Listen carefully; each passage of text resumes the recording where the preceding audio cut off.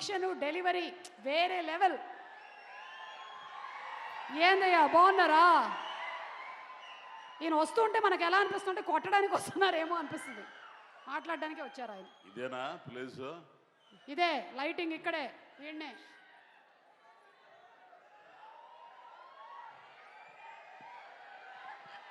మాట్లాడినరా స్వామి. స్వామియే శరణం ప్రేక్షకయ్యప్ప. ఈ సినిమా చాలా మాట్లాడాలనుకున్నా, మరి మాట్లాడే అవకాశం ఇస్తుందో లేదు ఈ అమ్మి. ఆమె మాట్లాడిస్తావా? కాసేపు మాట్లాడచ్చా? చాలా మధ్యలో రావుగా మళ్ళా. నీతో నాకు ఇదే భయం, నేను మాట్లాడుతుంటే మళ్ళీ వచ్చేస్తావు. ఆ మాత్రం భయం ఉండడం మంచిదే కదా.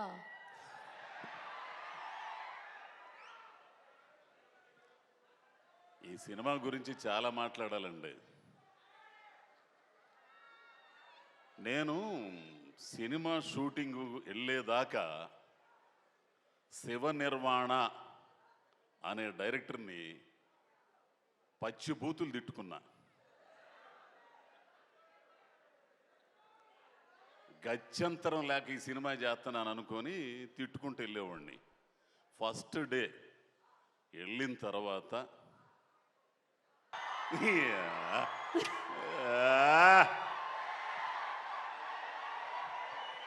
ఒక్క నిమిషం రా బాబు, ఒక్క నిమిషం.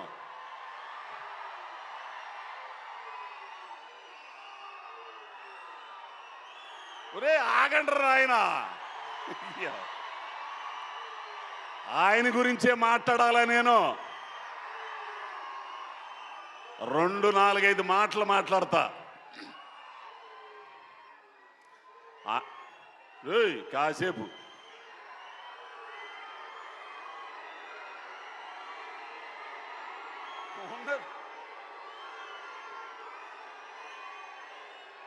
ఒక్క నిమిషం నువ్వు మాట్లాడితే కానీ ఆగరు. ఇప్పుడు ఏంటంటే ఎవ్వరు మాట్లాడినా అది ఎంత మంచి. ఒక్క నిమిషం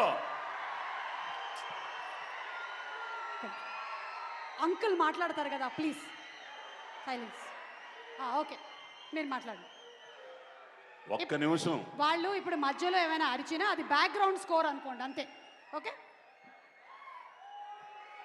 నేను ఇండస్ట్రీకి వచ్చిన తర్వాత బుచ్చిబాబు పెట్ట కొంచెం, అది పిఠాపురం పెట్ట. అయితే ఒక్క నిమిషం. సినిమా ఇండస్ట్రీకి వచ్చిన తర్వాత ఇద్దరిని చూసే నేర్చుకున్నా. ఒకరు మెగాస్టార్ చిరంజీవి గారు, రెండోది రవితేజ గారు.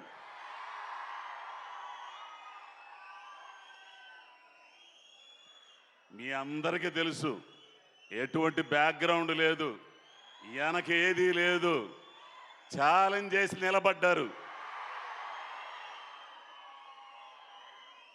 మనిషిగా ఎట్లా ఉండాలో, ఏది ఉన్నా ఏది లేకపోయినా, ఎవరున్నా ఎవరు లేకపోయినా ఒకటిగా ఉండడం, ఒక్కటిగా ఉండడం, ఒకే రకంగా ఉండడం రవితేజను చూసి నేర్చుకోండియా. ఎంత తాత్విక చింతనో తెలుసా? ఒక్క మాట చెప్తా, దయచేసి అందరు వినాలి. ఇది ఒక ఇన్సిడెంట్, ఇరుముడి కాదు. మన మీ తోటలో చేసిన సినిమా ఎందుకు గురుగారు?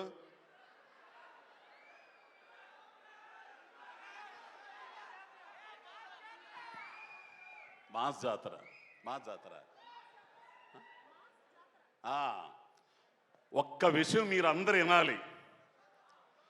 మాస్ జాతర షూటింగు ఒక తోటలో, శంకరపల్లి తోటలో రైల్వే స్టేషన్ సెట్ వేశారు. అక్కడ షూటింగ్ జరుగుతుంది. ఇదిగో ఈ అబ్బాయి రవితేజ, ప్రవీణు, నేను, హైపరాది మొత్తం అందరం ఉన్నాం. ఇంతలోకి ఒకరు అన్నారు, సార్ అన్నయ్య గారు ఇది మీదేనంట కదా అని అన్నారు. అంటే 26 ఎకరాల మామిడి తోట కొన్నప్పుడు ఏదో 12 లక్షలు, ఎప్పుడో. ఈ రోజున అది 100 కోట్లు. వినాలి, అయ్య బాబోయ్ ఇంత కోట్లయిందా అన్నయ్య అనంటే, హే ఎరిపువా ఇవన్నీ ఎడే ఉంటాయి రాయ్, మనమే పోతాం. ఈ ఉన్నయన్న ఆనందాన్ని ఎంజాయ్ చేయాలి, పుట్టినందుకు పని చేయాలి, ఖాళీగా ఉండకూడదు, సోమవారిగా ఉండకూడదు. పని పని పని దైవం. బ్యాక్ టు బ్యాక్ సినిమాలు చేస్తా, పని కల్పిస్తా.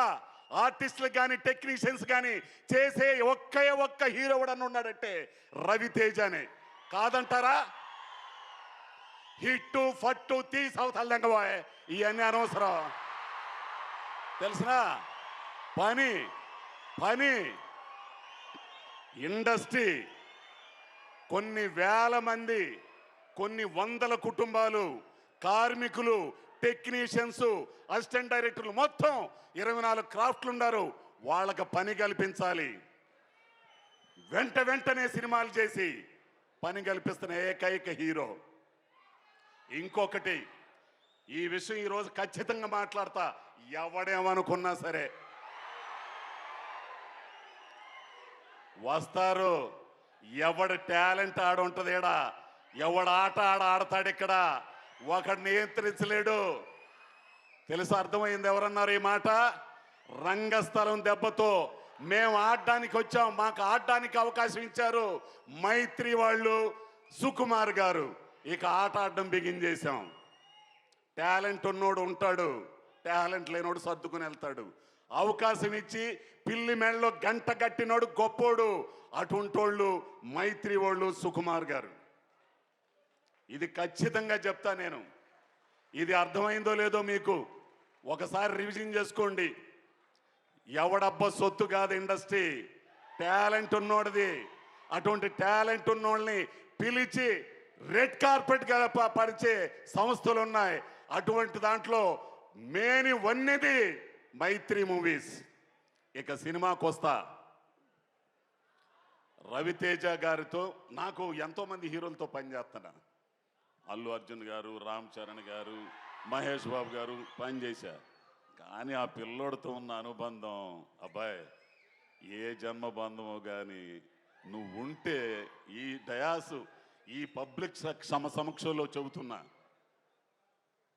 నేను చాలా అదృష్టవంతుడు అబ్బాయి. నీలాంటి తాత్వికుడు, వీళ్ళందరికీ నువ్వు ఒక హీరోలా కనపడతావు. కానీ నాకు నీలో ఒక జిడ్డు కృష్ణమూర్తి ఉన్నాడు. కాదా? కాదని అనుమానం ఆయన్నే. నిజంగా ఉన్నది ఉన్నట్లు మొహమాటం లేకుండా నిజంలో బ్రతకడం, నిజంగా ఉండడం ఆయనకు ఒక్కడికే చెల్లింది, నాకే చెల్లింది. ఎవడేమనుకున్నా సరే చెప్పాల్సింది చెప్పా. ఇకపోతే ఇరుముడి. రవితేజ గారి సినిమాల్లో నాకు నచ్చిని అడ్డొస్తావా? లేదు లేదు, నేను ఇక్కడ తిరుగుతూ ఉన్నా ఊరికే. రవితేజ గారి నీ సినిమాలో నాకు నచ్చింది ఆటోగ్రాఫ్, మై చరణ్, అది నేనింతే, విక్రమార్కుడు, శివ నిర్వాణ అనే ఒక డైరెక్టరు, ఒక నటుడు, పరిపూర్ణమైన నటుణ్ణి రవితేజ అంటే ఇది అని ఇన్నాళ్ళకి మీకు చూపించాడు. మళ్ళీ రవితేజ అంటే ఈ కాదు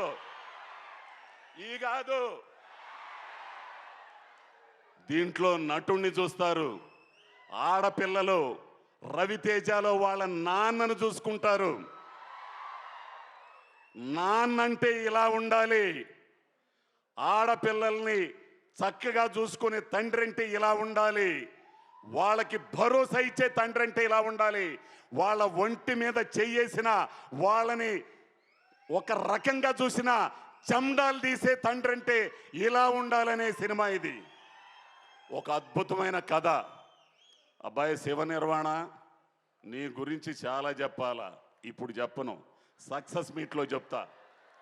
పోతే మా అన్న మళ్ళా వస్తుంటే నాకు ఇక్కడ భయం వేస్తుంది. అక్కడ లైట్ లేదు, దీనికోసం లైట్ లేదా? ఇక్కడ లైట్. ఎంత లైట్ ఉన్నా చాలదా ఏంది నీకు? సాయి కుమార్ అన్న, నీతో పనిచేయడం అంటే అది అదృష్టం ఉండాలి. ఇక మీ బావుండాడు, అదిగో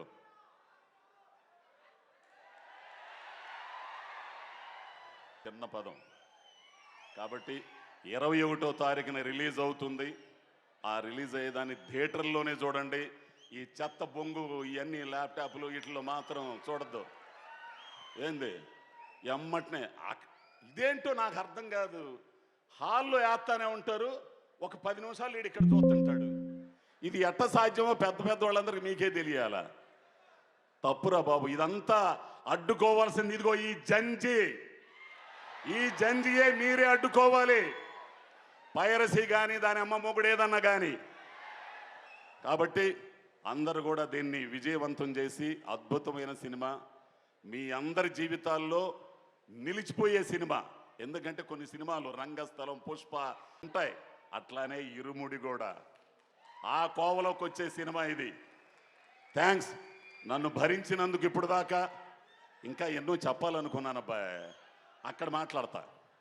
సరే అయితే ఆ పిల్లోడు చెప్పాడు కాబట్టి దిగుతున్నా. Thank you so much Ajay Ghosh గారు, థ్యాంక్ యూ వెరీ మచ్. ఎంత ఎటకారంగా నవ్విద్దంటే ఏంటో సేమ్ మా ఆయన చెప్పినట్టే చెప్పారు మీరు కూడా. ఓకే, ఎనీవే మీ అభిమానం, థ్యాంక్ యూ. ఒక అరటి గల ఆయనకు పార్సల్ చేయండి, త్రినాథ్ గారు చెప్పారు. అండ్ ఇప్పుడు మనకి జీవి ప్రకాష్ గారి బ్యూటిఫుల్ కంపోజిషన్లో మనకి